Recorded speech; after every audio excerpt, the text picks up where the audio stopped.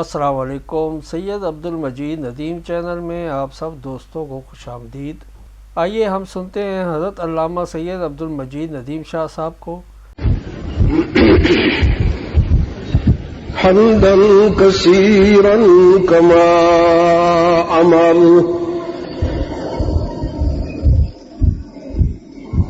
ونشهد ان لا اله الا الله وحده لا شريك له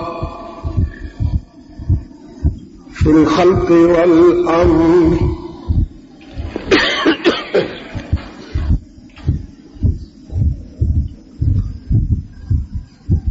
ونشهد أن لا إله إلا الله وحده لا شريك له في الخلق والأمر إرغاما لمن جحد به وكفر ونشهد أن سيدنا وسندنا محمدا عبده ورسوله المبعوث إلى الأسود والأحمر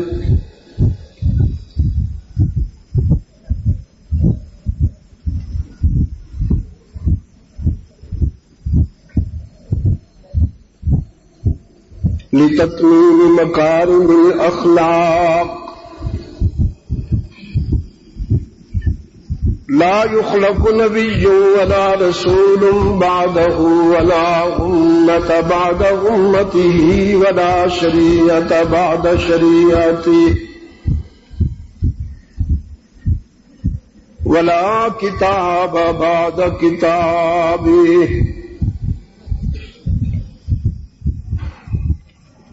صلى الله تعالى عليه وعلى آله وأصحابه الذين هم خلاصة العرب العرباء وخير الخلائق بعد الأنبياء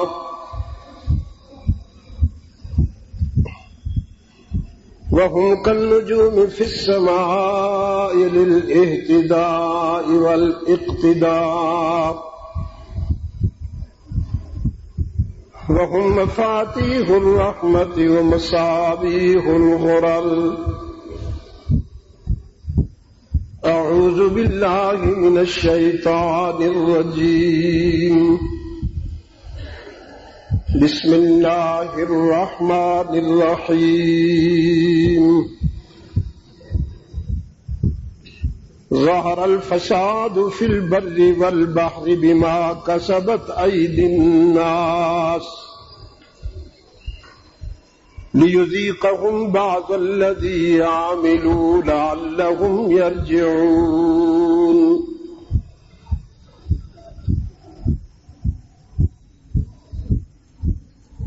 يا أيها الذين آمنوا اذكروا الله ذكرا كثيرا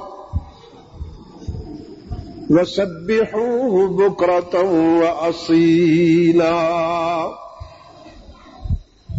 صدقت يا رب العالمين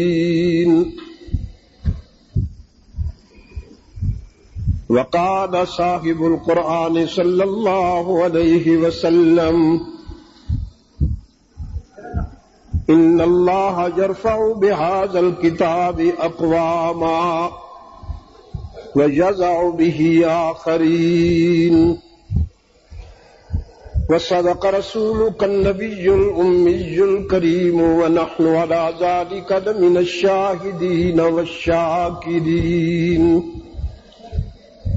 والحمد لله رب العالمين۔ خدا در انتظار حمد مالیست، محمد چشم بر راہ ثنا نیست، محمد حامد حمد خدا بس، خدا مدافرین مصطفیٰ بس۔ محمد از تو میخواهم خدا را، خدایا از تو حب مصطفی را.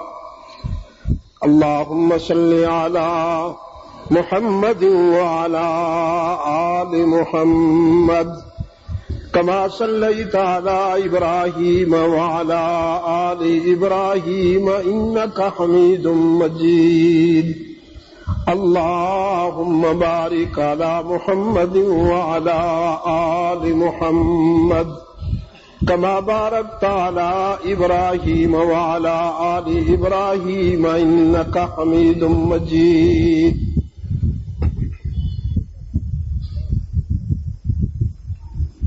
محترم علماء کرام،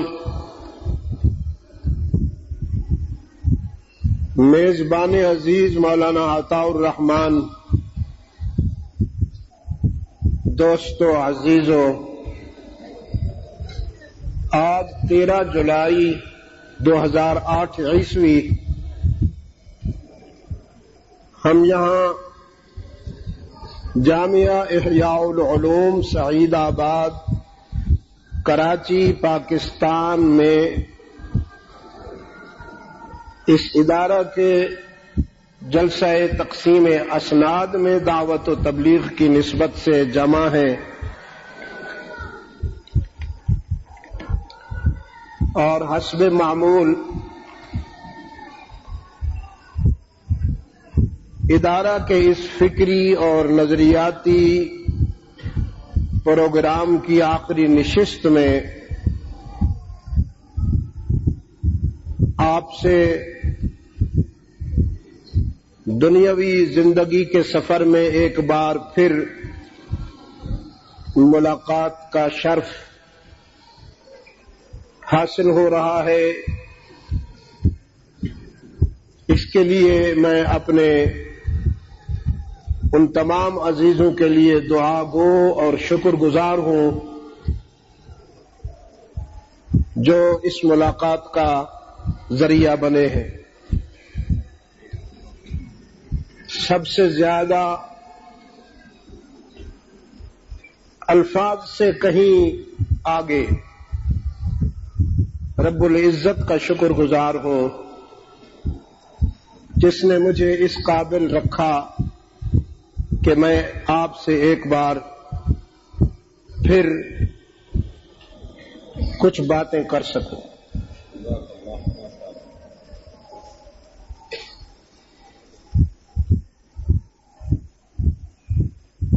حالات کا جو پیش منظر ہمارے سامنے ہے اسے نظر انداز کر کے کچھ کہنا بڑی سنگین بے حسی ہوگی.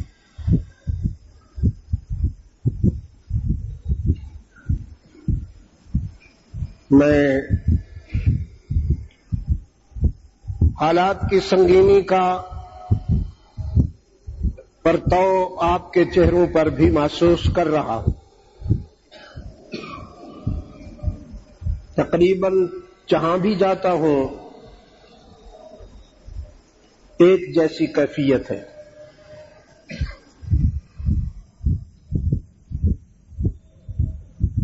یہ سوال ہر زندہ انسان کے وجدان میں گونج رہا ہے کہ نہ معلوم کل کیا ہوگا.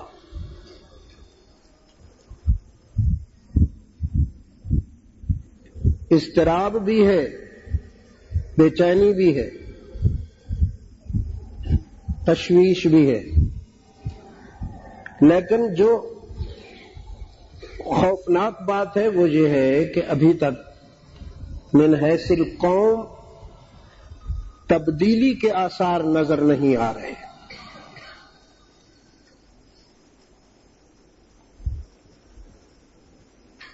اللہ کو ناراض کرنے کا جو راستہ اختیار کیا گیا ہم قومی سطح پر اسی راستے پر گامزن ہیں.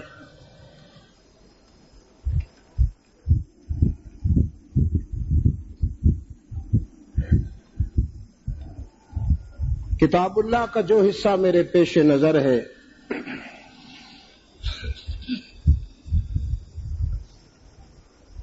ایسے لگتا ہے کہ یہ آیہ کریمہ آج کے حالات کے مطابق نازل ہوئی، جبکہ یہ تو 1400 سال قبل صاحب قرآن صلی اللہ علیہ وسلم کے قلب اطہر پر نازل ہو چکی، لیکن ایسے لگتا ہے کہ جیسے آج کے حالات اس آیت کا حقیقی اور عملی مصداق ہے۔ ظہر الفساد فی البر والبحر، دریاؤں میں، صحراؤں میں، آبادیوں میں، ویرانوں میں فساد کے شعلے بھڑک اٹھے ہیں، لیکن یہ آگ اللہ نے نہیں لگائی، بما کسبت ایدی الناس، لوگوں کے اعمال کے نتیجہ میں یہ رد عمل ہے، لوگوں کے اعمال کا یہ رد عمل ہے، بما کسبت ایدی الناس۔ اللہ کی مشیت یہ ہے لیذیقہم بعض الذی عملوا لعلہم یرجعون، یہ اپنے عمل کا رد عمل دیکھ کر شاید میری طرف لوٹ آئیں، شاید میری طرف لوٹ آئیں۔ یہ کہاں چلے گئے ہیں؟ کس رخ پہ جا رہے ہیں کہ جس سے اللہ انہیں اپنی طرف متوجہ کرنا چاہتا ہے؟ وہ رخ ہے حب دنیا کا۔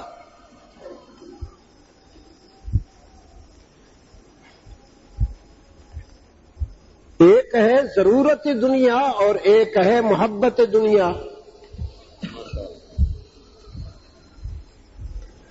میں ضرورت دنیا سے انکار نہیں کرتا ہوں، وہ تو ہم اپنے اللہ سے اسی کے سکھائے ہوئے سلیقہ اور طریقہ کے مطابق مانگتے رہتے ہیں، ربنا آتنا فی الدنیا حسنۃ۔ یہ حسنۃ کیا ہے؟ ارباب علم و دانش، ہم اللہ سے جو دنیا مانگتے ہیں کہ وہ دنیا حسن ہو، وہ کون سی ہے؟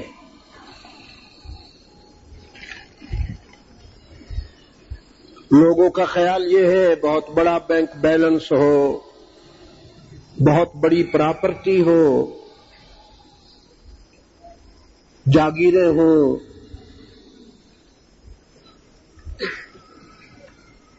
اور نہ معلوم کیا کیا۔ لیکن جب میں نے اس پہ غور کیا، ربنا آتنا فی الدنیا حسنۃ، جہاں میرے دائیں بائیں اساتذہ کرام بیٹھے ہیں، یہ بات اپنے ایک عزیز کے ہاں میں نے جمعہ میں بھی کہی، اس کو دہرا رہا ہوں۔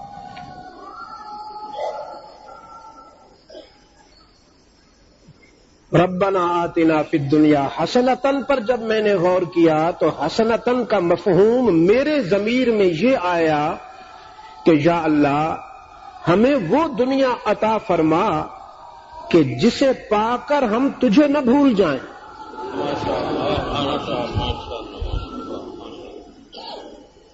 یہ امانت ہے، اس کو آپ یاد رکھیں۔ ہمارے تعلیم و تدریس کے ماحول میں اس وقت جو حادثہ رونما ہوا ہے وہ یہ ہے کہ ہم محض لکیر کے فقیر ہو کر رہ گئے ہیں۔ وہ ضمیر کی روشنی جو ان فکری راہوں میں رہنمائی کیا کرتی ہے وہ ہم سے چھن گئی ہے، اس لیے کہ ہم تعلیم تو حاصل کر رہے ہیں، تزکیہ نہیں ہو پا رہا۔ اور تزکیے کے بغیر میں کہا کرتا ہوں تعلیم انتہائی خطرناک ہے، علم کتابی انتہائی خطرناک ہے۔ اگر تزکیہ نہیں ہوا اور دل پاک نہیں ہوا، تیرے ضمیر پہ جب تک نہ ہو نزول کتاب، یہ ایک کلندر کی بات ہے، نہ یہ محتمم ہے، نہ شیخ التفسیر ہے، نہ کوئی، یہ کلندر کی بات ہے۔ تیرے ضمیر پہ جب تک نہ ہو نزول کتاب، گرا کشا ہے نہ راضی نہ صاحب کشاف۔ اور یہ بات میں اسی جگہ آپ سے کہہ چکا ہوں کہ قرآن کریم جو ہے اور قرآن کریم کی شرح حدیث نبوی یہ علم العقول نہیں ہے، علم القلوب ہے، یہ علم العقول ہے۔ کنکر اکٹھے کر کے سیمنٹ کو اور سریے کو اکٹھا کر کے جوڑ کر مٹی کو اس انداز میں کھڑا کر دینا، یہ علم العقول ہے۔ لوہے کو، فولاد کو منظم کر کے اس میں آگ اور پانی کی ترتیب اور ربط کر کے ہوا میں اڑا دینا، یہ علم العقول ہے۔ موبائل دیجیے۔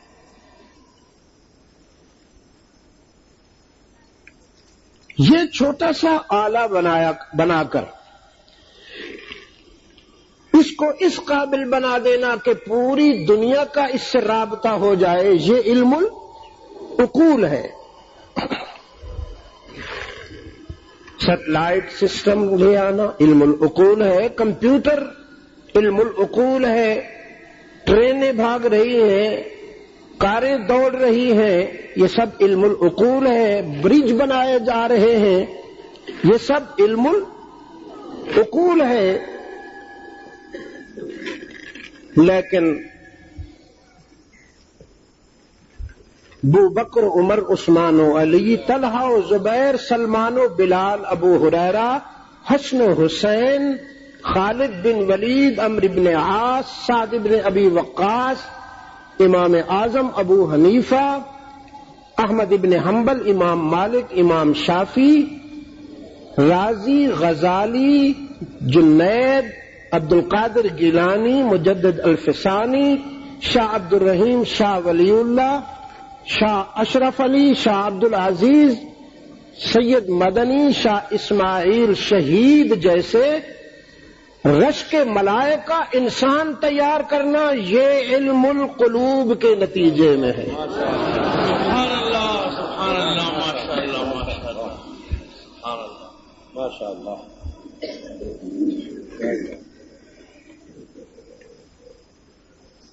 آج ایک حادثہ رونما ہو چکا ہے جس پر میں دکھی ہوں۔ رات ہم کورنگی میں بیٹھے تھے، وہاں بھی میں نے یہ کہا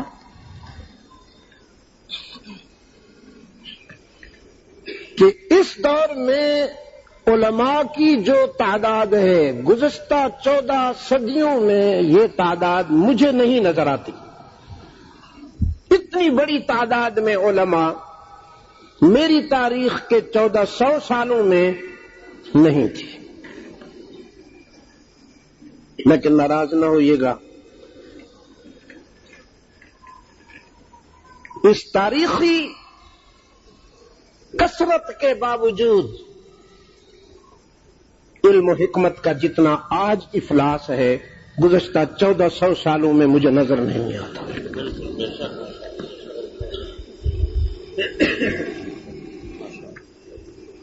فرنگی اداروں میں اور ہمارے اداروں میں یہ فرق ہوا کرتا تھا کہ وہاں دفتری بابو تیار ہوتے تھے، رجال کار وہاں تیار ہوتے تھے، اور ہمارے ہاں رجال اللہ تیار ہوتے تھے۔ یہ امتیاز تھا۔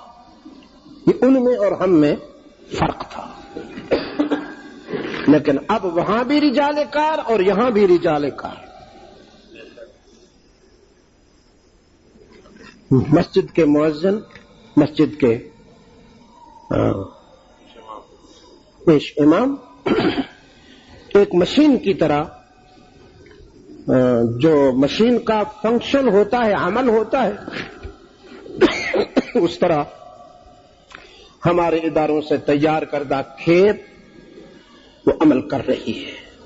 ان میں وہ آفاقیت نہیں ہے، وہ مرکزیت نہیں ہے، وہ جامعیت نہیں ہے جو اسلاف میں تھی. میں پلٹ کے دیکھتا ہوں تو مجھے ماضی کے مختلف ادوار میں ایسے علماء نظر آتے ہیں کہ ایک عالم میں پورا عالم سمایا ہوا ہے.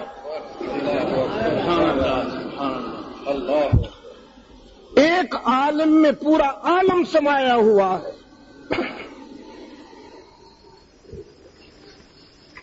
وہ ایک عالم قرۂ ارض کے کسی کونے میں رہتا ہے.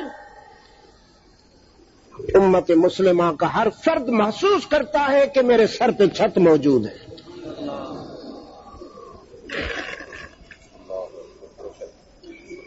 اور اسلام دشمن قوتیں اس ایک عالم کا تصور کر کے لرزتی ہیں.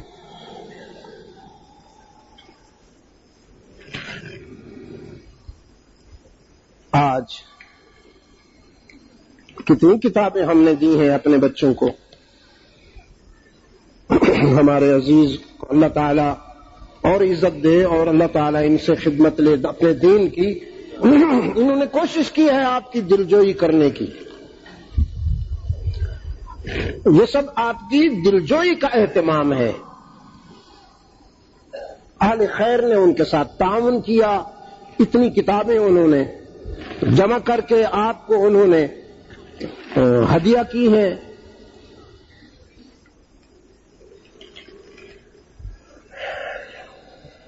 اے کاش، اے کاش ان کتابوں کے ساتھ ساتھ میں کہیں سے آپ کو وہ جذب دروں بھی دے سکتا. وہ جذب دروں جو محمود حسن کو شیخ الہند بنا دیتا ہے. وہ جذب دروں جو اشرف علی کو حکیم الامت بنا دیتا ہے. وہ جذب دروں جو سید مدنی کو شیخ الاسلام بنا دیتا ہے. اے کاش میں آپ کو وہ تحفہ دے سکتا. لیکن میں کیا کروں، یہ جوہر مارکیٹ میں نہیں ملتا. یہ سب چیزیں تو مولانا عطا الرحمان صاحب گئے ہیں اور کتب خانوں سے اٹھا کر لے آئے ہیں اور انہوں نے آپ کو پیش کر دی ہیں. لیکن جذب دروں مارکیٹ اور بازار میں نہیں ملتا.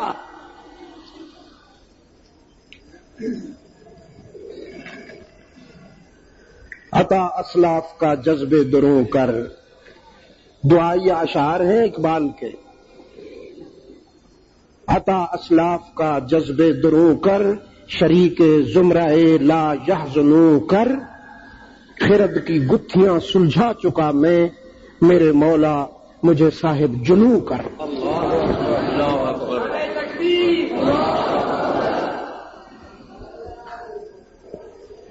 خرد پرستوں کی رہنمائی میں گم ہوا کاروان عالم. خرد پرستوں کی رہنمائی میں گم ہوا کاروان عالم. تو بھیج اب کوئی مست اپنا،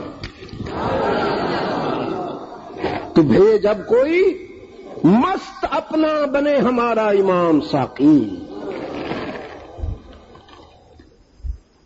قرآن کریم اور قرآن کریم کی شرح حدیث نبوی علم العقول نہیں، علم یاد رکھیں گے آپ، علم القلوب ہے. نزلہ علی قلبک باذن اللہ، نزلہ علی قلبک باذن اللہ. ان فی ذلک لذکری لمن کان لہ قلب، لمن کان لہ عقل نہیں. اور میں کہا کرتا ہوں اب تو عقل سے بھی بات آگے چلی گئی ہے، بطن،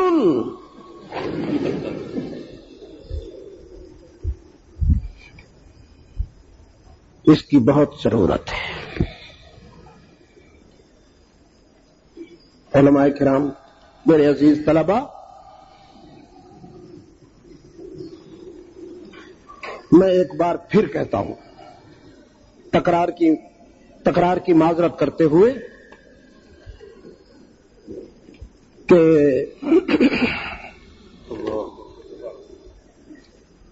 اپنے باطن کی پاکیزگی کا اہتمام فرمائیے۔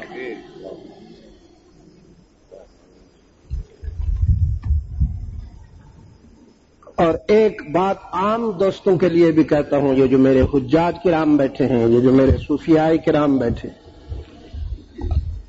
ماشاءاللہ جو نماز پڑھتے ہیں لیکن ان سے نماز کی خوشبو نہیں آتی، وہ مجھے معاف فرمائیں گے، ناراض نہیں ہوں گے۔ نماز پڑھتے ہیں لیکن ان سے نماز کی خوشبو نہیں آتی، کیوں؟ نماز کی یہ خاصیت ہے، وعدہ ہے کہ تنہا عن الفحشاء والمنکر، نماز فواحشات سے اور منکرات سے دور کر دیتی ہے۔ نہیں ہو سکتا کہ کوئی نمازی بھی ہو اور بد کردار بھی ہو، نہیں ہو سکتا کہ کوئی نمازی بھی ہو اور خائن بھی ہو، نہیں ہو سکتا کہ کوئی نمازی بھی ہو اور کذاب بھی ہو، نہیں ہو سکتا کہ کوئی نمازی بھی ہو اور دھوکہ بھی دے۔ یہ باتیں بے نمازیوں کی پہچان ہے، دھوکہ دینا، جھوٹ بولنا، خیانت کرنا، بد نظری کرنا، بد سمائی کرنا، برا سننا، برا دیکھنا، برا بولنا، یہ بے نمازیوں کی باتیں، نمازی کی نہیں ہو سکتی۔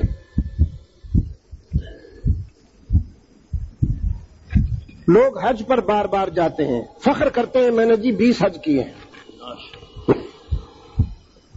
فخر کرتے ہیں میں نے جی 30 حج کیے ہیں، اور اللہ کے رسول نے ساری زندگی میں صرف ایک حج کیا ہے، تو میں تیرے 30 حج کو کیا کروں؟ تو نے جو 30 حج پر خرچہ کیا ہے، یہ خرچہ اگر کسی غریب کے گھر کو، کسی بے چین اور بے قرار انسان کو دے کر اس کے آنسو پوچھ لیتا تو تجھے 30 حج میں وہ بات نہیں ملے گی جو کسی دکھی انسان کی دلجوئی میں اللہ تمہیں عطا کرے گا۔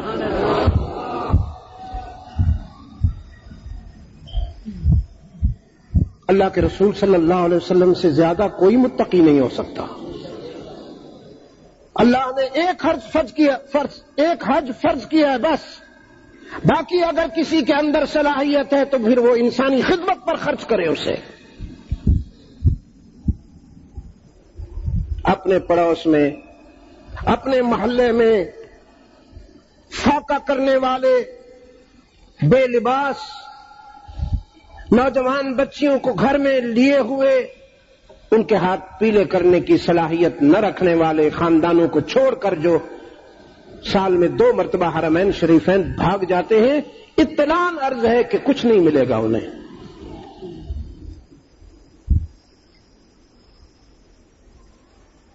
لوگ ارتداد کے گڑھے میں گر رہے ہیں، ارتداد کے گڑھے میں گر رہے ہیں لوگ۔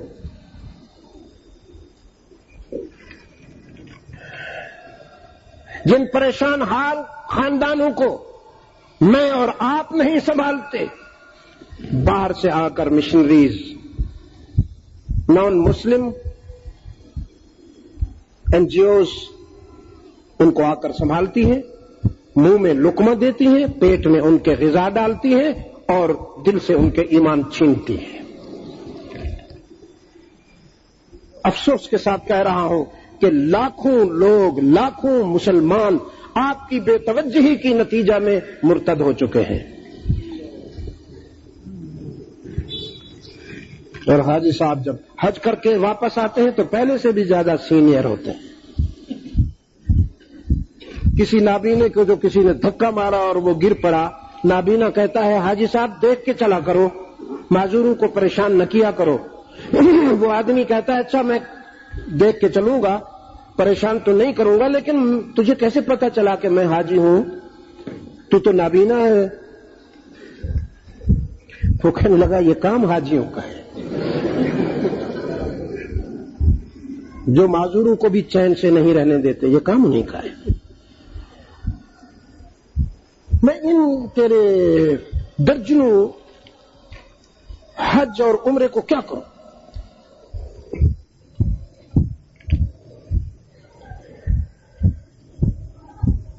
اس دن غالباً جمعہ ہی میں نے ایک بات کی تھی. جن و انس کی تخلیق کی وجہ یا توجیہ اللہ نے جن الفاظ سے فرمائی ہے وہ یہ ہے کہ ما خلقت الجن والانس الا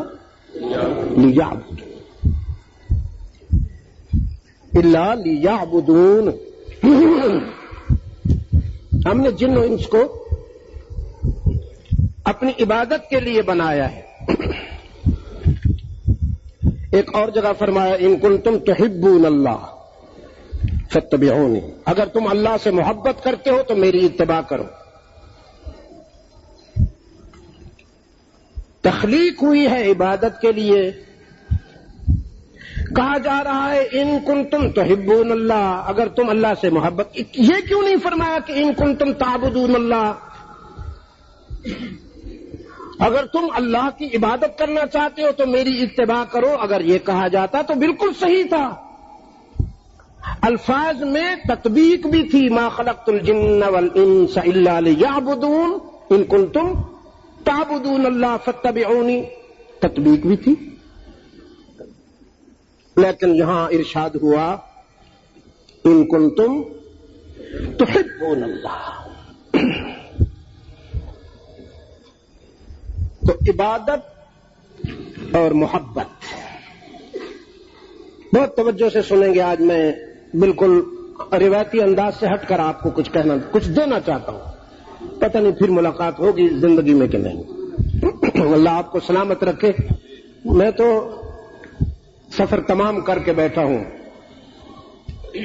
میرا سلیبس پورا ہو گیا، میں بونس میں چل رہا ہوں نا.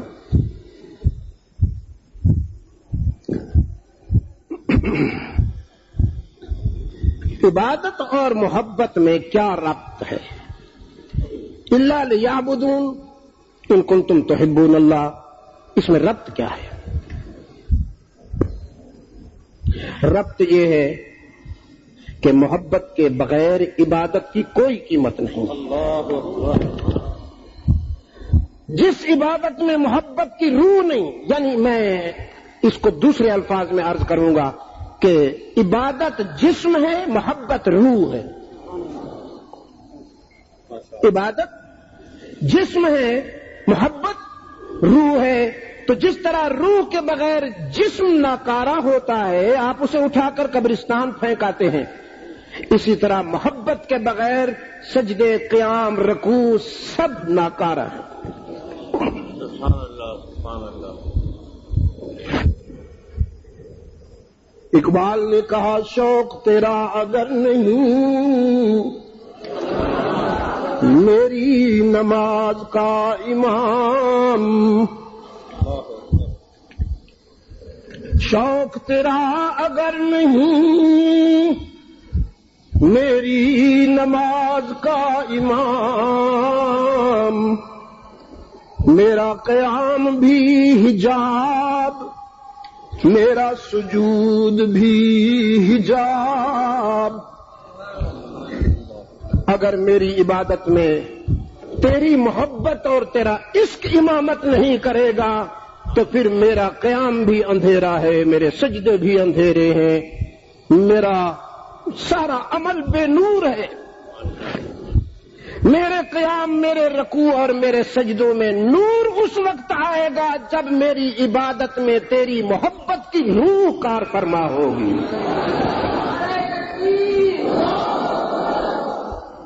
تو عبادت جسم ہوئی اور محبت روح ہوئی. من احب للہ وابغض للہ، یہ میری خوش نصیبی ہے، میرا محبوب بھی آ گیا. ہاں، یہ جو باتیں میں آپ سے کہہ رہا ہوں یہ اس شخص کا فیض ہے.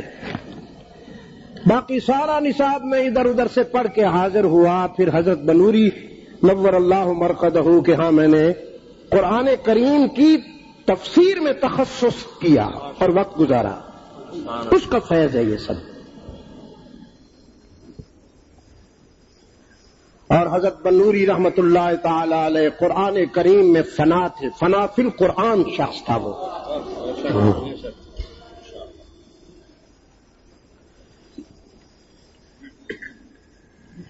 اور کیا کہا جی؟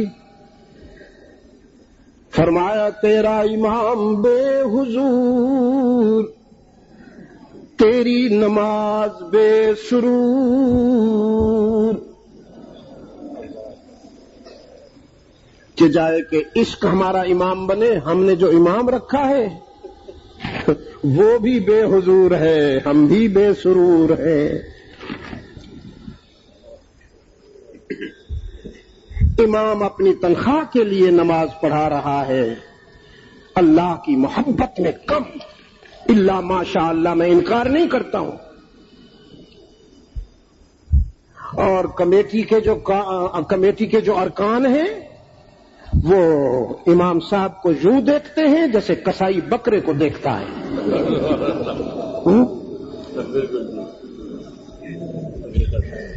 گھر میں جس کو جوتے پڑتے ہیں وہ اپنے امام پر روب جماتا ہے. مولوی صاحب تسی دیر کر کے نہ آیا کرو نا،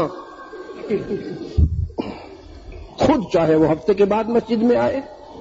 مسجد میں یوں آتا ہے کمیٹی کا صدر، جنرل سیکریٹری صاحب، ارکان جیسے اپنی فیکٹری میں آئے ہو. یہ فرنگی بابا پر خدا کی لعنت ہو، یہ اس کی یادگاریں ہیں. یہ کمیٹیاں کیا ہوتی ہیں؟ مسجد کی ساری ذمہ داری امام کو سنبھالنی چاہیے، باقی سب کو خدام ہو کر رہنا چاہیے. جب یہاں قرآن و سنت کی حکمرانی آئے گی کوئی کمیٹی نہیں ہوگی.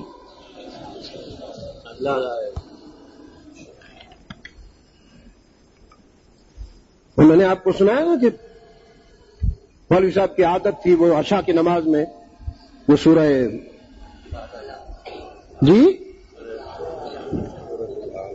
سورہ ربی الاعلیٰ پڑھتے تھے تو آخر میں صحف ابراہیم و موسیٰ. کمیٹی میں اتفاق سے حاجی ابراہیم بھی تھا، حاجی موسیٰ بھی تھا، ایک حاجی عیسیٰ بھی تھا. کچھ دن تک تو بات چلتی رہی. ایک دن حاجی عیسیٰ نے پکڑ لیا مولوی صاحب کو. کیوں مولوی صاحب؟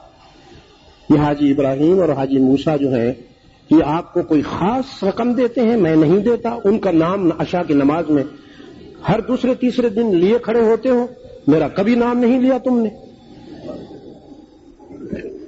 بس خبردار، آئندہ لینا ہے تو سب کا لیا کرو، نہیں تو کسی کا بھی نہ لیا کرو. بیچارے مولوی صاحب سوچنے لگے اب میں کیا کروں، امامت تو بچانی ہے. سوچتے سوچتے سوچتے اجتہاد فرمایا. پہلے تو کچھ دن تک کوشش کی سورہ ربی الاعلیٰ کے بغیر کوئی اور صورتیں پڑھتے رہے. ایک دن اتفاق سے بے ساختہ، چونکہ عادت ہو چکی تھی، بے ساختہ زبان پہ آ گئی سبح اسم ربک الاعلیٰ. شروع ہو گئے تو سوچنے لگے اب کیا کروں. تو وہ پیچھے کھڑا ہوا ہے بھیڑیا. تو اجتہاد فرمایا حضرت عیسیٰ علیہ السلام بھی تو اللہ کے رسول ہیں، تو اگر نماز میں کسی پیغمبر کے نام میں اضافہ ہو جائے تو کیا فرق پڑتا ہے. چنانچہ جب سورت ختم کی آخر میں تو فرمایا صحف ابراہیم و موسیٰ و عیسیٰ. عشاء کی نماز ہو گئی، حاجی عیسیٰ نے پکڑ لیا. مولوی صاحب دیکھا نا، انصاف کرو گے تو بہت اچھا ہوگا. میرا دل خوش ہو گیا.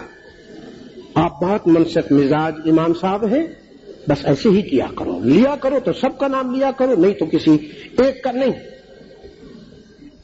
کیونکہ یہ پڑھے لکھے بھی بہت ہوتے ہیں، کمیٹی کے جو ممبران ہوتے ہیں بڑے پڑھے لکھے ہوتے ہیں.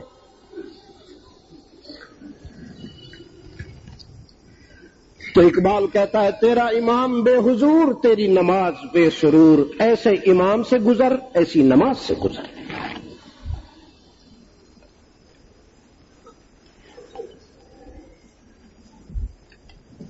نمازیں بے روح ہو گئیں، حج بے روح ہو گئے. میں دیکھتا ہوں وہاں حرمین شریفین میں، سوچتا رہتا ہوں یہ تو ایک طرح کی دھلائی ہوا کرتی تھی، زندگی بھر کا میل کچیل اتارنے کے لیے یہاں بھیجا جاتا تھا. اللہ کو یہ پسند تھا کہ تم ایک مرتبہ یہاں آؤ اور تمہاری اچھی طرح سے دھلائی ہو جائے. سفر میں تکلیف، عموماً اونٹوں پر یا پیدل سفر ہوا کرتے تھے. پھر وہاں ہر بات میں امتحان، ہر بات میں امتحان، ہر قدم پر آزمائش. اب 5 سٹار ماشاء اللہ ہوٹلز ہیں اور حرم شریف میں قالینیں ہیں، ایئر کنڈیشنر ہیں، مطاف کی اینٹیں بھی ایسا کیمیکل ان کے نیچے رکھ دیا گیا کہ وہ گرم نہ ہوں، ٹھنڈی رہے. اور جب پاؤں ٹھنڈے ہوتے ہیں تو دماغ تک ٹھنڈک پہنچتی ہے. اقبال نے کہا میں ناخوش و بیزار ہوں مرمر کی سلوں سے، میرے لیے مٹی کا حرم اور بنا دو. سبحان اللہ سبحان اللہ. میرے لیے مٹی کا حرم اور بنا دو. جب مسجدیں کچی ہوتی تھیں تو نمازی پکے ہوتے تھے، اب مسجدیں پکی ہوئی ہیں نمازیوں کا وضو ہی چلا گیا.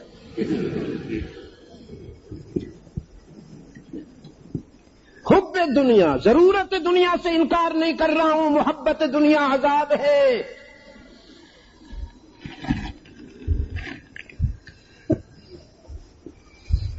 اللہ نے ایک جگہ اس کو رجس کہا ہے.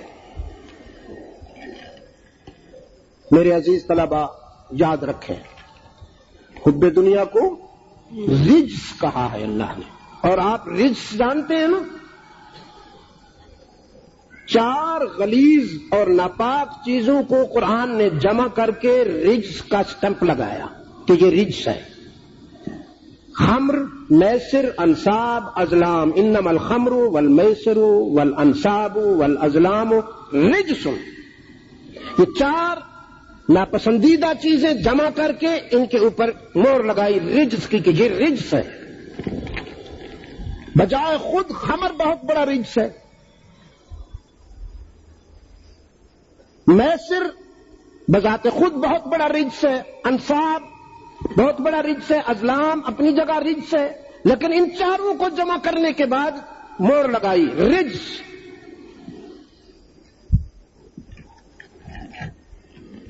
رسول اکرم صلی اللہ علیہ وسلم کے خانوادہ اقدس میں کچھ ازواج مطہرات شاہی گھرانوں سے آئی تھیں، جنہوں نے سونے کے برتنوں میں خورد و نوش فرمایا، لال و یاقوتیاں کھائیں، خدام تھے، نوکر تھے، تمول اور ثروت و خوشحالی کی بلندی پر تھیں.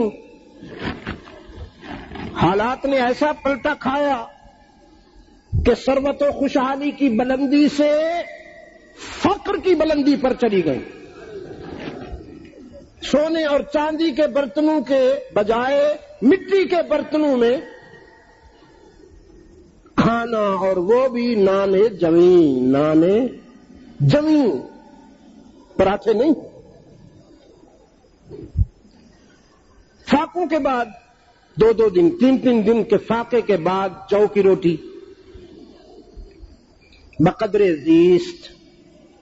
تو کبھی کبھی طبعاً وہ زمانہ یاد آ جاتا تھا کہ ہم تو کبھی شاہی ماحول میں ناز و نعم میں یہ سب کچھ ملتا تھا، یہ ملتا تھا، یہ ملتا تھا. یہ خیال آیا، اور علماء کرام خیال کا آنا جرم نہیں ہے. انسان اس کا مکلف ہی نہیں ہے کہ وہ ماضی کی کسی بات کو یاد نہ کرے. تحت الشعور سے کبھی کبھی مثبت باتیں بھی ابھرتی ہیں، کبھی منفی باتیں بھی ابھرتی ہیں، اس پر کوئی وعید نہیں ہے، کوئی پکڑ نہیں ہے، لیکن جن کے رتبے تو اللہ کو یہ بھی گوارا نہ ہوا، دو ٹوک انداز میں اپنے رسول سے فرمایا، قل ازواجک یا ایھا النبی قل ازواجک ان کنتن تردن الحیاۃ الدنیا وزینتہا۔ ہاں پیغمبر، بیویوں سے کہہ دو، ان کنتن تردن الحیاۃ الدنیا وزینتہا، اگر تمہیں دنیا اور اس کی زیب و زینت چاہیے، فتعالین، تو پھر آؤ، امتعکن، وہ میں تمہیں سب کچھ دے دوں، تمہاری طلب سے زیادہ دے دوں، تمہاری طلب سے کہیں زیادہ دے دوں۔ ہاں، ایسا تو نہیں کہ میں دے نہیں سکتا، میرا فقر اضطراری نہیں، اختیاری ہے، میں مجبوری سے فقیر نہیں، خوشی سے فقیر ہوں۔ میں نے اپنے رب سے یہی طرز زندگی مانگا ہے کہ الہ العالمین ایک دن کھاؤں، تیرا شکر کروں، اور پھر فاقہ ہو تاکہ صبر کروں، شکر کی لذت بھی اٹھاؤں، صبر کی لذت بھی اٹھاؤں۔ میرا فقر اضطراری نہیں، اختیاری ہے۔ تعالین، آؤ، امتعکن، جو چاہتی ہو وہ مل جائے گا، لیکن جب دنیا اور اس کی زیب و زینت پاؤ گی، سونا ہیرے اور جواہرات پاؤ گی، تو پھر اس آنگن کے لائق نہیں رہو گی۔ وَأُسَرِّحْكُنَّ سَرَاحًا جَمِيلًا، پھر یہ آنگن تمہیں چھوڑنا پڑے گا، یہ چار دیواری تمہیں چھوڑنا پڑے گی، اس لیے کہ یہ چار دیواری دنیا پرستوں کی نہیں ہے، خدا پرستوں کی ہے۔ یہ آنگن خدیجۃ الکبریٰ کی امانت ہے، یہ چار دیواری خدیجۃ الکبریٰ کی امانت ہے، جو عرب کی نامور تاجرہ تھی، جس کی تجارت کے قافلے میلوں چلا کرتے تھے، اور ان میں کستوری، اطلس، کمخاب، قالینیں، انتہائی مہنگے آئٹم اس مال تجارت میں شامل ہوا کرتے تھے، اور مکہ میں لگنے والا وہ عکاظ کا میلہ، خدیجۃ الکبریٰ کا سٹال اس میلے میں سب سے زیادہ ممتاز ہوا کرتا تھا، بالخصوص جب خدیجہ کے بزنس کا محمد عربی جنرل منیجر بن گیا، تو پھر تو اس سٹال پر لوگ اس طرح ٹوٹتے تھے جیسے شہد پہ مکھیاں ٹوٹتی ہیں۔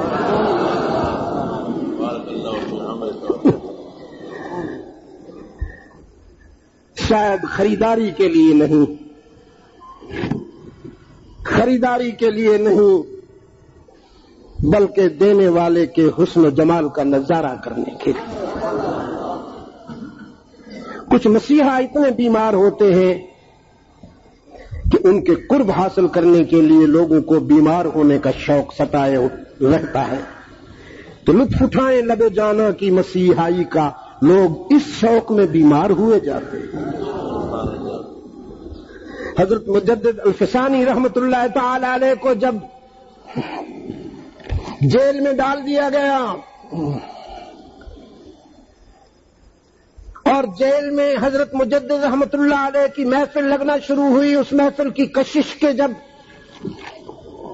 حالات باہر معاشرے میں پہنچے تو اب یہ ہوا کہ غیر مسلم بھی کوئی چھوٹا موٹا جرم کر کے جیل میں جانا شروع ہو گئے کہ حضرت مجدد کے ساتھ مل بیٹھنے کا موقع ملے گا، اور جب وہ کچھ مل بیٹھتے تھے تو پھر دل کی دنیا بدل جاتی تھی۔ دل کی دنیا نظر سے بدلتی ہے، قلم سے نہیں بدلتی، یاد رکھنا۔ نہ زبان وہ کام کرتی ہے، نہ قلم وہ کام کرتا ہے جو نظر کام کرتی ہے۔ وہ جو اقبال نے کہا وہ فیضان نظر تھا یا کہ مکتب کی کرامت تھی، سکھائے کس نے اسماعیل کو آداب فرزندی۔ اسماعیل جیسے فرزند مکتب سے نہیں پیدا ہوا کرتے، یونیورسٹیوں سے اور اداروں سے نہیں پیدا ہوا کرتے۔ اسماعیل جیسے فرزند ابراہیم جیسے اللہ کے عاشق صادق کے فیض نظر سے پیدا ہوتے ہیں۔ دوستو،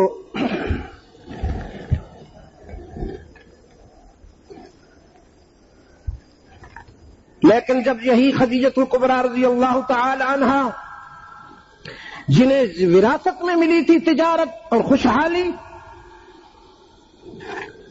رحمت عالم صلی اللہ علیہ وسلم کی خدمت میں آئیں اور آپ صلی اللہ علیہ وسلم کی آبرو بن گئیں، تو پھر فقر و فاقہ کی لذتیں اٹھانے والوں میں خدیجہ الکبریٰ کا اپنا مقام ہے۔ شاد بنو ہاشم میں سیدہ خدیجہ رحمت عالم صلی اللہ علیہ وسلم کے ساتھ ہے، اور یہاں کے فاقے دنوں کے نہیں ہفتوں کے ہو جاتے تھے۔ شاد بنو ہاشم میں ہفتوں تک بھی کھانے کو کچھ نہیں ملا کرتا تھا۔ رنگت زرد ہو گئی، ضعف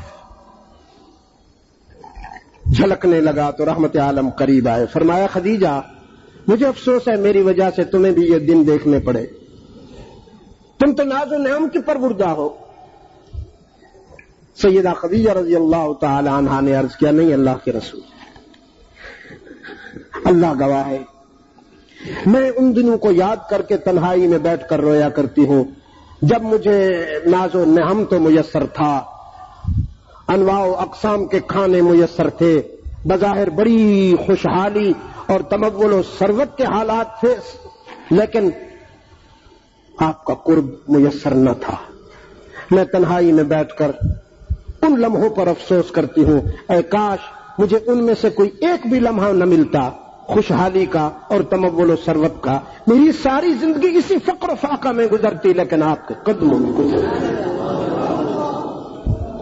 اس لیے کہ آپ کے قدموں کے سوا دنیا میں رکھا کیا ہے، آپ کے قدموں کے سوا دنیا میں رکھا کیا ہے۔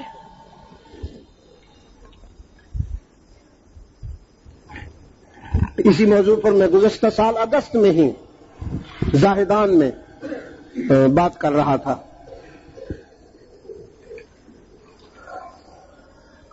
تو شاہ جی رحمت اللہ تعالی علیہ کے وہ فارسی کے اشعار، اللہ کا کرم ہوا کہ میرے تحت الشعور سے وہ ابھر آئے۔ ہمارے مولانا فضل الرحمان صاحب کا بھی تقاضا تھا، حیدری صاحب بھی بار بار مجھے اشارے فرما رہے تھے،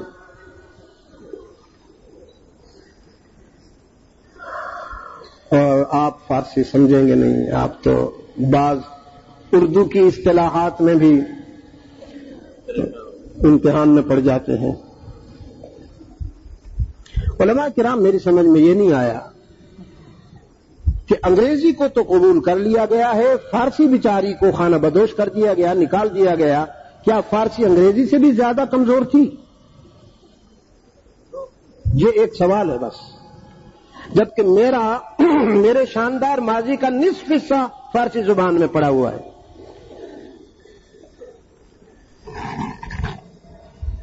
حضرت جامی کو سمجھنے کے لیے فارسی ضروری ہے، عبید اللہ احرار کو سمجھنے کے لیے فارسی ضروری ہے، ہاں جی، بہت ساری ہماری عربی کتب کی شرحیں فارسی میں ہیں۔ پتہ نہیں علماء کرام نے کیسے یہ فیصلہ فرما لیا کہ بس اس کو نکال دو۔ اب ہمارے جو علماء، جو طلباء فارغ ہوتے ہیں وہ آدھے عالم ہوتے ہیں۔ ویسے بھی کتابی عربی بڑی اجنبی سی ہوتی ہے، ہم جب وہاں جاتے سعودی عرب میں یا عرب دنیا میں کہیں یہ کتابی عربی بولتے ہیں تو وہ حیران ہو کر سنتے ہیں، ان کی اپنی اصطلاحات ہیں۔ اور پھر تلفظ میں بھی انہوں نے کچھ ایسا اجتہاد کیا ہے کہ جو چیز ان کے ابجد میں نہیں اس کو شامل کر لیا، قاف کو گاف بنا لیا، گاف اگلت۔ حرم شریف کے باہر ایک سیارہ لے کر کھڑا ہے ٹیکسی والا اور کہتا ہے گدا واحد گدا واحد۔ پتہ کیا کہہ رہا ہے وہ کہہ رہا ہے جدہ کے لیے ایک سواری چاہیے۔ 3 سواریاں اس نے بٹھا رکھی تھیں ہوٹل میں اور ایک اس کو ضرورت تھی، تو اب وہ کہہ رہے گدا واحد گدا واحد۔ اللہ کا بندہ، جدہ کے لیے واحد کا ہونا، جدہ واحد کا ہو نہیں، گدا واحد، ایک گدھا چاہیے۔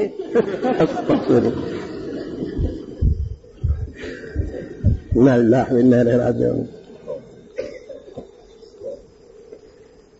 تو یہ ان کا اپنا ایک انداز ہے۔ فرمایا 1000 صبح بہار از نگاہ می چکدش۔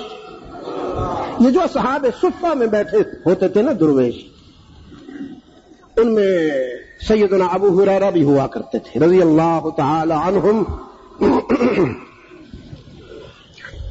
تو فرماتے ہیں کہ کبھی کبھی تو ایسا ہوتا تھا کہ کئی دن گزر جاتے تھے، کھانے کو کچھ نہیں ملتا تھا۔ کبھی کوئی کھجور کا خوشہ آ گیا تو آپ صلی اللہ علیہ وسلم کے ہاتھوں 2-2 3-3 دانے تقسیم ہو گئے۔ کبھی کوئی دودھ لے آیا تو آپ صلی اللہ علیہ وسلم کے ہاتھوں 1-1 پیالہ دودھ مل گیا، بس پھر کئی دن چلتے رہے۔ لیکن جب بھی بھوک اور پیاس ستاتی تھی، رحمت عالم صلی اللہ علیہ وسلم کے چہرے پر نظر اٹھا لیتے تھے، بھوک بھی اور پیاس بھی ختم ہو جاتی۔ دسترخوان وہ کام نہیں کرتا تھا جو رحمت عالم صلی اللہ علیہ وسلم کے چہرے پر ایک نظر کام کر جاتی تھی۔ 1000 صبح بہار از نگاہ می چکدش، جنوں ز سایہ زلف سیاہ می چکدش، جنوں ز سایہ زلف سیاہ می چکدش۔ سبحان اللہ۔ چمن چمن گل و نسری ز عطس رخری زد،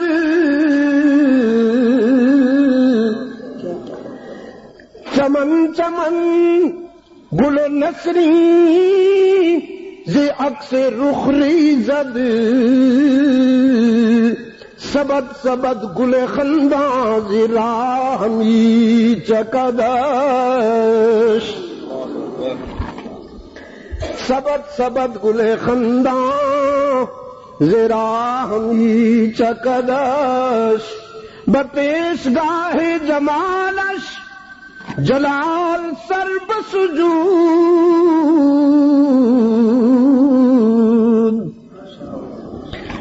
بپیشگاہ جمالش جلال سر بسجود،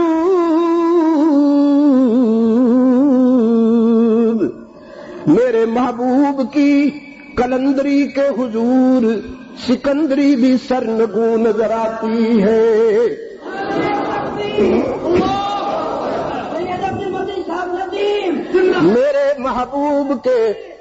میرے محبوب کے فقر کے سامنے شاہی بھی سرنگوں نظر آتی ہے۔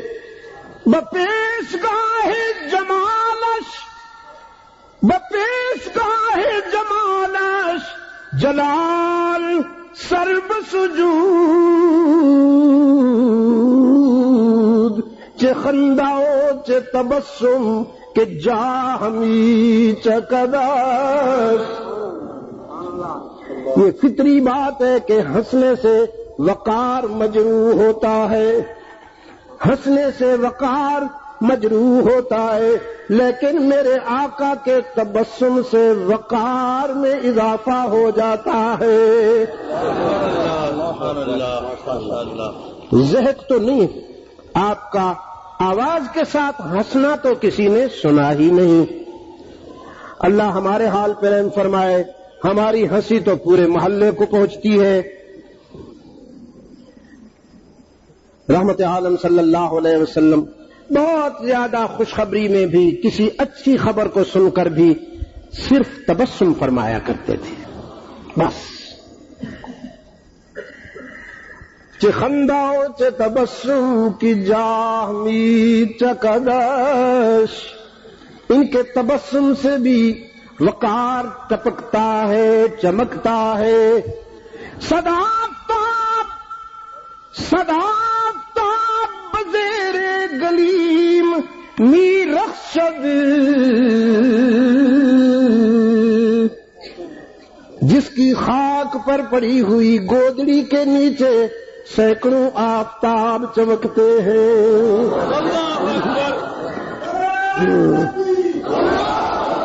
صدا آفتاب بزیر گلیم می رخشد.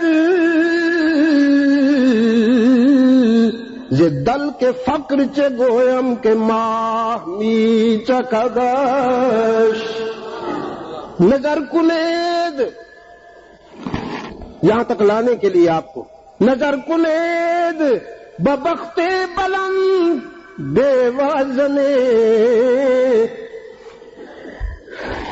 نظر کنید ببخت بلند بے وزنے. اس دکھی بیوہ کی خوش نصیبی تو دیکھیے. زمانے کی چوٹیں سہ کر، بیوگی کے مراحل سے گزر کر، دکھوں کا مجموعہ، لیکن قسمت نے کہاں پہنچا دیا. نظر کنید ببخت بلند بے وازنے کہ از کنار غریبش کہ ماہ می چکدش. پھر یہ منظر نظر آیا کہ اس کے کنارے، اس کے قرب میں، اس کے بستر پر آسمان ہدایت کا سراج منیر چمک رہا ہے. ہاں رحمت عالم صلی اللہ علیہ وسلم نے فرمایا امتعکن، تمہیں سب کچھ مل جائے گا، لیکن جب دنیا پالوگی وَأُسَرِّحْكُنَّ سَرَاحًا جَمِيلًا. وَإِن كُنتُنَّ تُرِدْنَ اللَّهَ وَرَسُولَهُ وَالدَّارَ الْآخِرَةَ. ہاں، اگر تمہیں اللہ اور اس کا رسول چاہیے اور دار آخرت چاہیے، فَإِنَّ اللَّهَ أَعَدَّ لِلْمُحْسِنَاتِ مِنكُنَّ أَجْرًا عَظِيمًا. تو پھر دنیا کی ان تکلیفوں کو سہنا ہوگا، فقر و فاقہ سے وقت گزارنا ہوگا، پھر اس کے بعد اللہ کا کرم تمہارا منتظر ہے اور اجر عظیم تمہیں ملنے والا ہے. تو بتاؤ کیا چاہیے؟ ازواج مطہرات نے متفقہ جواب دیا. کس نے دنیا مانگی؟ کون دنیا چاہتا ہے؟ ہمیں اللہ اور اس کا رسول چاہیے اور کچھ بھی نہیں چاہیے. صرف اللہ اور اس کا رسول چاہیے، ہم اور کچھ نہیں چاہتے. کچھ ہدایات کے بعد فرمایا یا نساء النبی لستن کأحد من النساء ان اتقیتن فلا تخضعن بالقول فيطمع الذي في قلبه مرض وقلن قولا معروفا. نبی کی گھر والی ہو، تم عام عورتوں کی طرح نہیں ہو. اسی حوالے سے میں کہتا ہوں میری بہنوں تک، میری بیٹیوں تک میرا یہ پیغام پہنچائیے، تم عام عورتوں کی طرح نہیں ہو.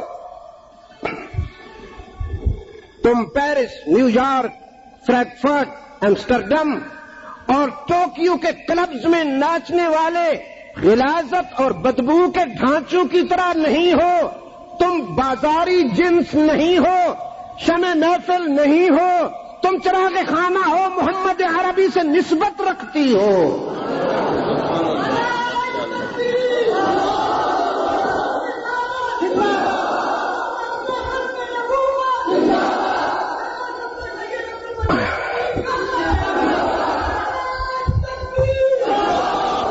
رنگ و روغن لگا کر اپنے جسموں کی نمائش کی اجازت نہیں.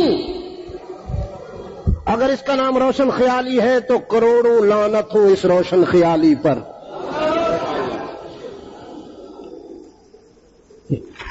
لستن کاحد من النساء، تمہاری اپنی پہچان ہے، تمہارا اپنا تشخص ہے، تم ایک پہچان رکھتی ہو، عام عورتوں کی طرح نہیں ہو. تم سیدہ فاطمہ الزہرا رضی اللہ عنہا کی بیٹیاں ہو، تم خدیجۃ الکبریٰ کی بیٹیاں ہو، تم سیدہ عائشہ صدیقہ کی بیٹیاں ہو. تمہاری اپنی ثقافت ہے، تمہاری اپنی پہچان ہے. کوئی انگریز ہم جیسا نہیں بننا چاہتا تو ہم اس جیسے کیوں بنے؟ اس کو اپنی پہچان عزیز ہے تو کیا مجھے اپنی پہچان عزیز نہیں ہے؟ اس کو اپنی شناخت پر اعتماد ہے تو مجھے اپنی شناخت پر اعتماد نہیں ہے کیا؟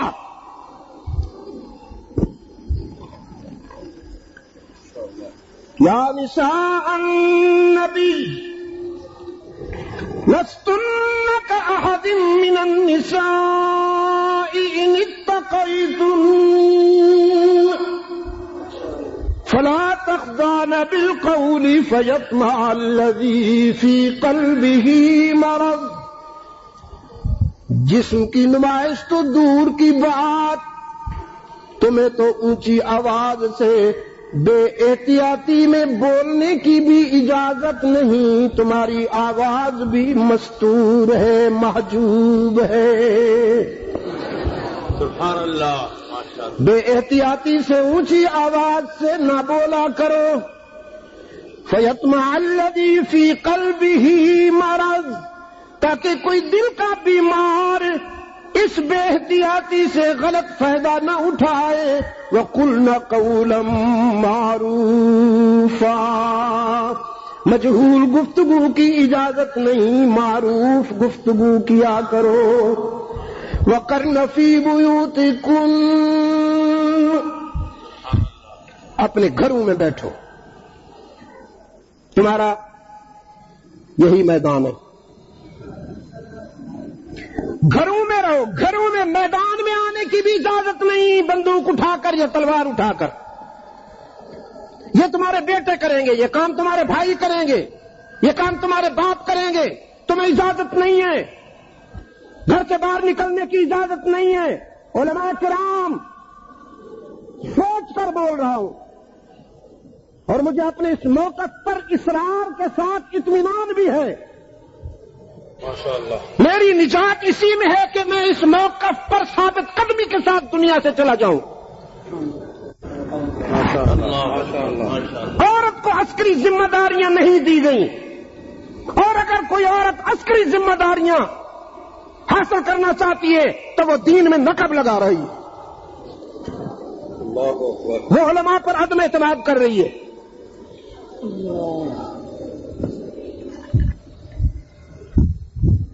میں اپنی بیٹیوں سے، اپنی بہنوں سے یہ کہتا آ رہا ہوں، تمہارا فیلڈ تمہاری گھر کی چار دیواری ہے. اپنے گھر کی چار دیواری میں رہ کر کردار ادا کرو. تم محمد بن قاسم اور خالد بن ولید جیسے بیٹے تیار کرو، تمہارے قدموں میں جنت پڑی ہوگی.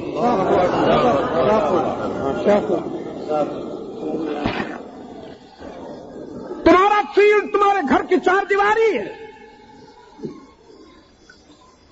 عسکری مہم کے لیے، عسکری ضروریات کے لیے مردوں کے ہوتے ہوئے عورت کی کوئی گنجائش نہیں گھر سے باہر نکلنے کی. یہ دشمن کی سازش تو ہو سکتی ہے، اسلام کی مرضی نہیں ہے. وقرن فی، سہمے ہوئے کیوں ہو؟ آواز کیوں نہیں نکل رہی تمہاری؟ وقرن فی بیوتکن، فی بیوتکن، اس میں کوئی استثناء نہیں ہے. علماء کرام، اگر ہے تو اپنے اس نالائق طالب علم کو سمجھائیے. کوئی استثناء نہیں ہے. فاروق اعظم رضی اللہ تعالیٰ عنہ کی خلافت میں 10 سالہ خلافت میں جمعہ کے لیے بھی عورتوں کو مسجد حرام آنے کی اجازت نہیں تھی. کون زیادہ سمجھتا ہے اسلام کو، عبد المجید یا فاروق اعظم؟ عبد المجید کی کیا حیثیت ہے؟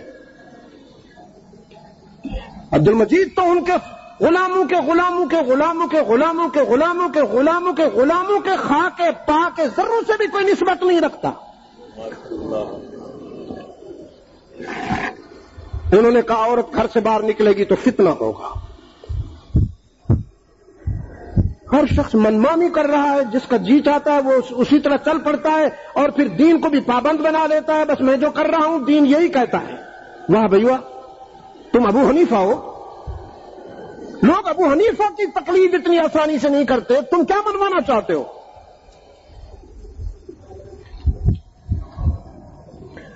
وقرن فی، تم تو یاد کرو انگریز زدہ جنس کو تو میں سمجھا لوں گا، نہیں سمجھے گی تو میں اس کا مکلف نہیں ہوں، وہ جانے ان کا کام. لیکن تم تو سمجھو وقرن فی بیوتکن، اور جن کو سمجھ میں نہیں آتا ان کو بھی سمجھاؤ. وَلَا تَبَرَّجْنَ تَبَرُّجَ الْجَاهِلِيَّةِ الْأُولَىٰ. یہ دور جہالت کی بات تھی کہ ہر کام میں عورت داخل ہو جاتی تھی، بلا تکلف گھر سے نکل پڑتی تھی. وَلَا تَبَرَّجْنَ تَبَرُّجَ الْجَاهِلِيَّةِ الْأُولَىٰ.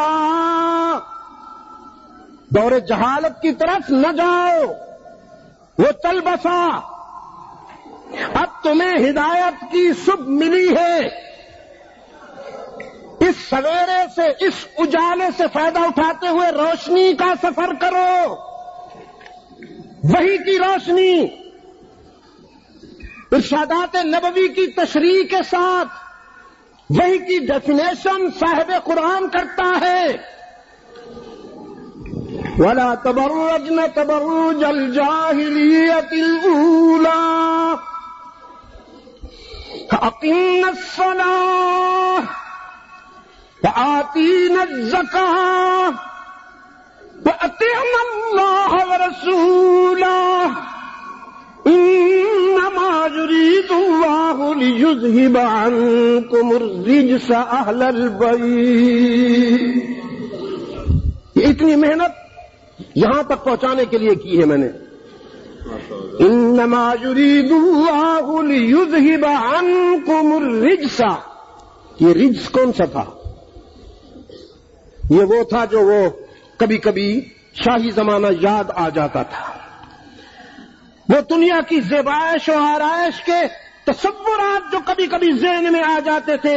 حق تعالی نے فرمایا میں چاہتا ہوں کہ تمہارے ذہن سے دنیا کا خیال ہی نکل جائے. وَيُطَهِّرَكُمْ تَطْهِيرًا، اور تمہیں پاک کر دوں جس طرح کے تمہارے شان کا تقاضا ہے، تمہارے مقام کا تقاضا ہے. اس وقت پوری دنیا میں حب دنیا ایک طوفان ہے جو زلال مبین بن کر دنیا پر چھا رہا ہے. آپ کہتے ہیں امریکہ ہمارا دشمن ہے، اسرائیل ہمارا دشمن ہے، بے شک ہے، مانتا ہوں. فلاں دشمن ہے، لیکن میں کہتا ہوں ان سب سے بڑا دشمن آپ کے اندر بیٹھا ہوا ہے، جو نماز میں بھی آپ کو مارکیٹ لے جاتا ہے، نماز میں بھی آپ کو وہ دکان پر لے جاتا ہے، اور آپ کو یاد نہیں رہتا کہ کتنی رکعتیں پڑھی ہیں، اس لیے کہ آپ کا تن یہاں ہے، من وہاں ہے. کچھ لوگ ہوتے ہیں نا جی، مارکیٹ میں ان کا تن ہوتا ہے، من مسجد میں ہوتا ہے. کچھ لوگ ایسے ہوتے ہیں کہ جن کا جسم مدینہ میں ہوتا ہے، دل پاکستان میں ہوتا ہے، اور کچھ وہ خوش نصیب ہیں کہ جن کا جسم پاکستان میں ہوتا ہے، دل مدینہ میں ہوتا ہے.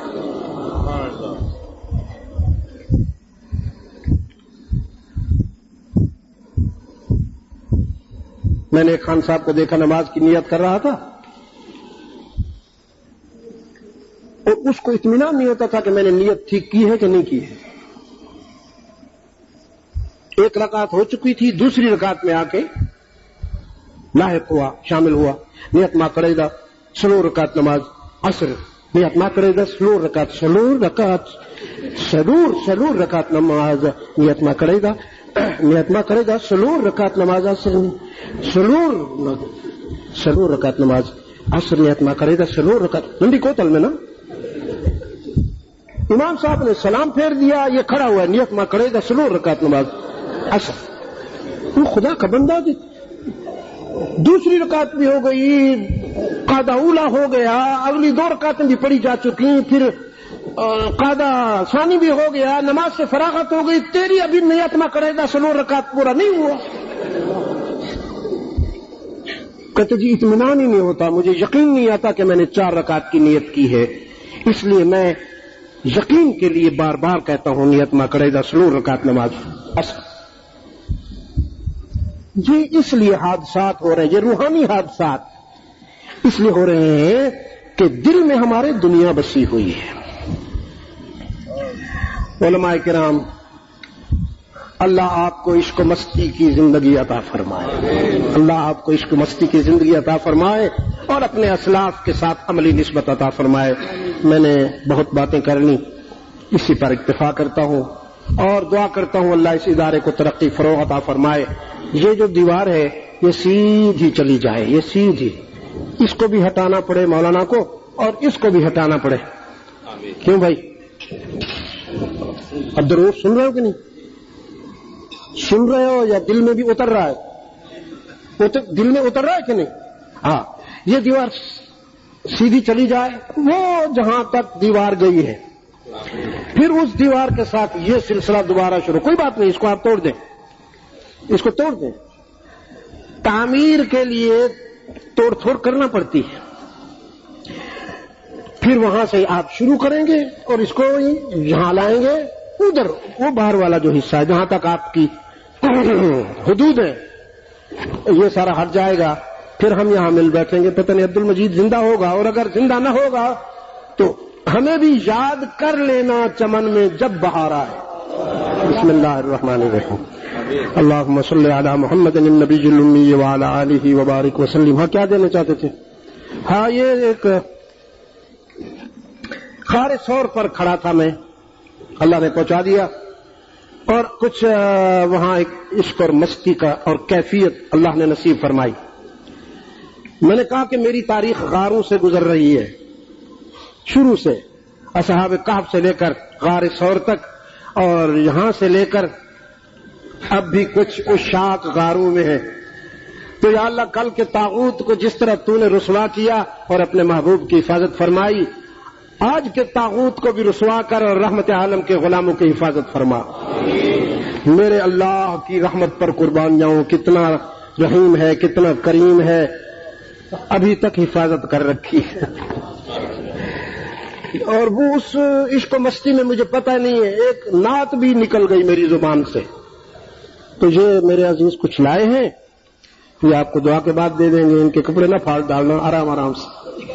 بسم اللہ الرحمن الرحیم. اللہم صلی علی محمد النبی الامی وعلی آلہ وبارک وسلم. ربنا آتنا فی الدنیا حسنہ وفی الآخرۃ حسنہ وقنا عذاب النار. ربنا ظلمنا انفسنا وان لم تغفر لنا وترحمنا لنکونن من الخاسرین.